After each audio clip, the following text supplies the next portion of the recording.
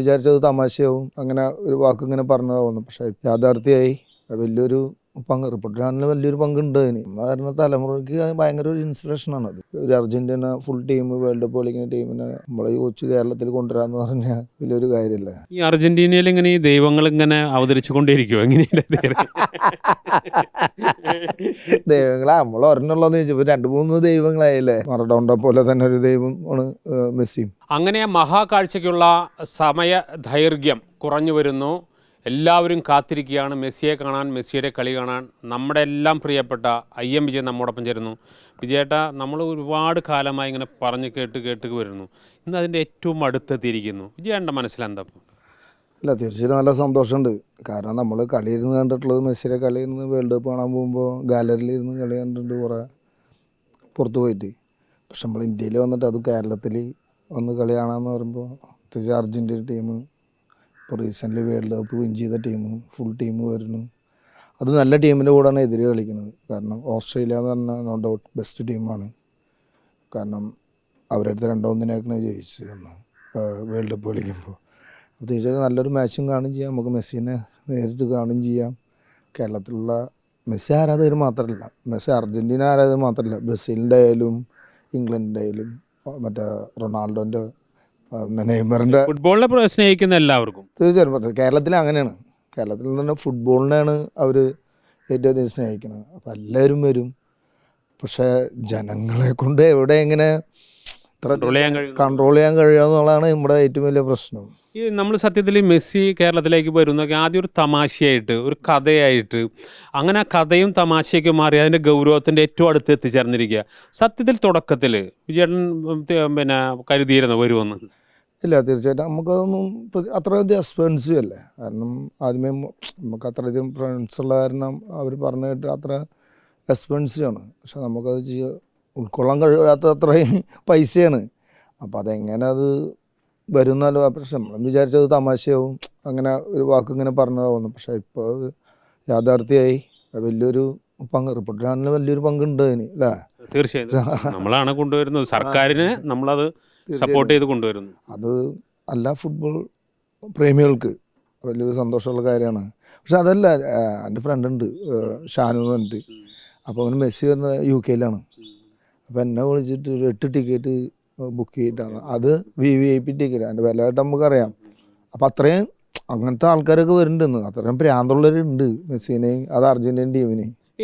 പിന്നെ ഈ വരവ്, മെസ്സിയുടെ വരവ് നമ്മുടെ ഫുട്ബോളിനെ എങ്ങനെയാണ് നമുക്ക് പോസിറ്റീവായി യൂട്ടിലൈസ് ചെയ്യാൻ പറ്റുക? അതിന് എന്താ ഒരു സജഷൻ എന്താ ഉള്ളത്? ഇല്ല, എങ്ങനെയാണെന്ന് വെച്ചാൽ നമ്മളെ സംബന്ധിച്ച് നമ്മളിപ്പോൾ കളിയൊക്കെ കഴിഞ്ഞ് കളി നിർത്തും. പക്ഷേ ഈ യങ് സൈഡ് മറ്റേ ഗ്രാസ് റൂട്ടിലുള്ള പിള്ളേർക്ക് ഒരു വലിയൊരു എന്താ പറയുക, ഒരു പ്രചോദനമാണ്. കാരണം അവർക്ക് മെസ്സിനെ കളിക്കുന്നത് നേരിട്ട് കാണാം, എത്ര അടുത്ത് കാണാം. പിന്നെ അതുമല്ല ഇത്രയും വലിയ ജനങ്ങളുടെ ഇടയിൽ വന്ന് കളിക്കുന്നു. അപ്പോൾ അവർക്ക് ഭയങ്കര പ്രയോജനം. അതേപോലെ കളിക്കാനുള്ളൊരു ഇൻസ്പിറേഷൻ കിട്ടാമെന്നൊക്കെ പറഞ്ഞാൽ വലിയ കാര്യമല്ലേ. അത് മെസ്സിനായാലും അല്ലെ അർജൻറ്റീന ടീമിനായാലും ബ്രസീലിനായാലും കൊണ്ടുവരാമെന്ന് പറഞ്ഞാൽ ചെറിയ കാര്യമൊന്നുമല്ല. ഇതിൻ്റെ തുടർച്ച എങ്ങനെ വേണമെന്നാണ് ഒരു നമ്മൾ ഇന്ത്യയിൽ കണ്ട ഏറ്റവും വലിയ ഫുട്ബോളർ എന്നില്ല, അങ്ങയുടെ ഒരു സജഷൻ എന്താണ്? ഇതിൻ്റെ ഒരു തുടർച്ച നമുക്ക് എങ്ങനെ വേണം എന്നുള്ളത്?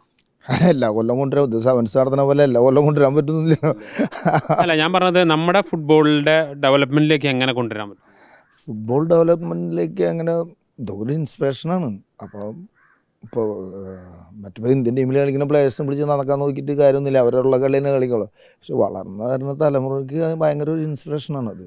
തീർച്ചയായിട്ടും ഒരു Argentina full team world cup കളിക്കുന്ന ടീമിനെ അത് കേരളത്തിൽ നമ്മളെ ഈ കൊച്ചു കേരളത്തിൽ കൊണ്ടുവരാമെന്ന് പറഞ്ഞാൽ വലിയൊരു കാര്യമല്ലേ.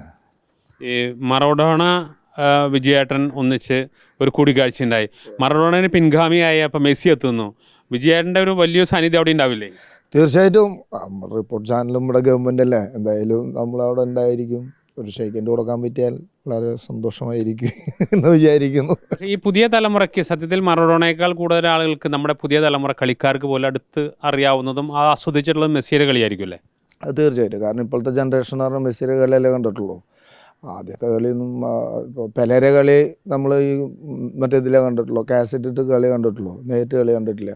പക്ഷെ എന്നാലും നമ്മൾ പെലേനെ ഭയങ്കര പിന്നെ ലൈവായിട്ട് 86 മറഡോണ കളി കണ്ടപ്പോഴാണ് നമ്മൾ മറഡോണ ഫാനായത്. അത് കഴിഞ്ഞപ്പോൾ പിന്നെ ഇപ്പോഴത്തെ ജനറേഷൻ കംപ്ലീറ്റ് എവിടെ ഏത് ക്ലബ്ബിൽ പോയാലും മെസ്സി ഏത് ക്ലബ്ബിൽ പോയാലും ആളുടെ കളിയിരുന്ന് കാണല്ലേ. പക്ഷെ അങ്ങനത്തെ ഒരു എന്താ പറയുക, ദൈവം മറഡോണ പോലെ തന്നെ ഒരു ദൈവം ആണ് മെസ്സിയും. ഈ അർജന്റീനയിൽ ഇങ്ങനെ ഈ ദൈവങ്ങൾ ഇങ്ങനെ അവതരിച്ചു കൊണ്ടേയിരിക്കുമോ എങ്ങനെയുണ്ട്? ദൈവങ്ങളെ നമ്മൾ ഒരെണ്ണുള്ളതെന്ന് ചോദിച്ചപ്പോൾ 2-3 ദൈവങ്ങളായില്ലേ. അതിനിപ്പോ കുറച്ച് കഴിയുമ്പോൾ വീണ്ടും പുതിയ സംവിധാനങ്ങൾ വരും. തീർച്ചയായിട്ടും നമ്മളിപ്പോൾ വിചാരിച്ചു പെലെ കഴിഞ്ഞപ്പോൾ ആര് വരും എന്ന് നമ്മളും ചിന്തിച്ചിട്ടുണ്ടോ. അപ്പോൾ മറഡോണ വരുന്നത്, ഇതിപ്പോൾ മെസ്സിയുടെ കഴിഞ്ഞു. അപ്പോൾ ഇങ്ങനെ സത്യത്തിൽ ഇത് ഈ കളിക്ക് ഉപരിയായിട്ട് ഒരു ചൈതന്യം കൂടിയും ഐ മീൻ എന്തോ ഒരു എക്സ്ട്രാ ഫിറ്റിങ്സ് ഉണ്ട് അല്ലേ അവർക്കൊക്കെ?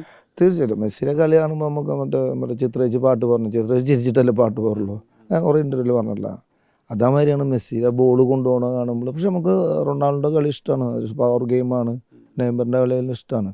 പക്ഷെ ഒരു പ്രത്യേക ഒരു കവിത പോലെയാണ്. കാരണം എല്ലാ പിള്ളേർക്കും ഇപ്പോഴത്തുള്ള ജനറേഷൻ ആരോട് ചോദിച്ചാലും മെസ്സിയുടെ കളി കാണാമെന്ന് പറയുമ്പോൾ വലിയ ഒരു സുഖമുള്ള കാര്യമാണത്. എന്തായാലും നമ്മളത് ഗംഭീരാക്കും. സർക്കാരും റിപ്പോർട്ടർ ചാനലും നമ്മുടെ എല്ലാ മാധ്യമം എല്ലാവരും ഒന്നിച്ചുള്ളൊരു ഇവൻ്റാണ്. നമ്മളതിനെ ഹോസ്റ്റ് ചെയ്യണു, സർക്കാരിൻ്റെ പിന്തുണയോടുകൂടി ചെയ്യണു. ഗംഭീരാക്കി മാറ്റണം അല്ലേ? തീർച്ചയായിട്ടും എല്ലാവരും സപ്പോർട്ട് ഉണ്ടെങ്കിൽ നമുക്ക് ഭയങ്കര അഭിമാനം, ഇന്ത്യയിൽ വലിയ അഭിമാനമാണ്. കാരണം കേരളത്തിൽ എല്ലാവരും എല്ലാ ചാനലും പ്രത്യേകിച്ച് റിപ്പോർട്ട് ചാനൽ കൊണ്ടുവരുന്നു. അവനെ ഗവൺമെൻറ് സപ്പോർട്ട് ചെയ്ത് എല്ലാ ചാനലും കൂടി ഒന്നിച്ച് നിന്നത് നടത്തുമ്പോൾ എന്ന് പറഞ്ഞാൽ നമുക്ക് ഭയങ്കര അഭിമാനം, നമുക്ക് ഭയങ്കര പ്രൗഡാണ്. പുറത്ത് പോയിട്ട് പറയുമ്പോൾ തന്നെ നമ്മളും മെസ്സിൻ്റെ ആ വിൻ ചെയ്ത ടീമിനെ കൊണ്ടുവന്ന് പറയുമ്പോൾ നമുക്ക് ഭയങ്കര അഭിമാനമാണ്. ആ റിസ്ക്കും ചെറുതല്ല, ചെറിയ റിസ്ക് അല്ല. അറിയാലോ, നമ്മളെ പറയേണ്ടത് എല്ലാവർക്കും അറിയാം അത്ര എക്സ്പെൻസീവ് ആണ്. അപ്പോൾ ടിക്കറ്റിൻ്റെ വില ആരും കയറാണ്ടിരിക്കണ്ട. അത് പക്ഷേ അത്ര എക്സ്പെൻസീവ് ചെയ്തിട്ട് കൊണ്ടുവരാനാണ്. തീർച്ചയായിട്ടും നമുക്ക് അടിച്ച് പൊളിച്ചടക്കണത്.